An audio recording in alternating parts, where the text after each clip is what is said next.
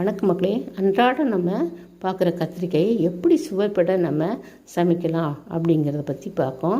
இப்போது ஒரு சட்டியில் எண்ணெய் வச்சுக்கோங்க, கடுகுளுந்தம் பருப்பு, நீல வெங்காயம் நறுக்கி போட்டுக்கோங்க, கருவேப்பிலை போட்டுக்கோங்க.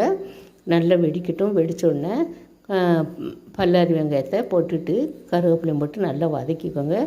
கத்திரிக்காயை நல்லா கழுவிட்டு பொடுசாக நறுக்கிட்டு நீங்கள் அந்த கத்திரிக்காயை அதில் போட்டுக்கோங்க. கூடவே உப்பு போட்டுக்கோங்க.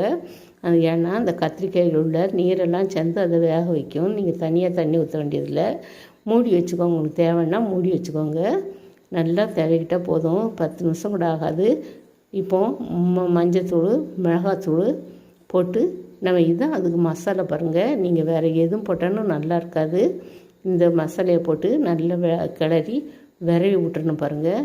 விரவி விட்டோன்னா அது நல்லா அதில் சேர்ந்துக்கிறோம் பாருங்கள். சூப்பராக இருக்கும் பாருங்கள். சாப்பிட்றதுக்கு செஞ்சு சாப்பிடுங்க. சப்போர்ட் பண்ணி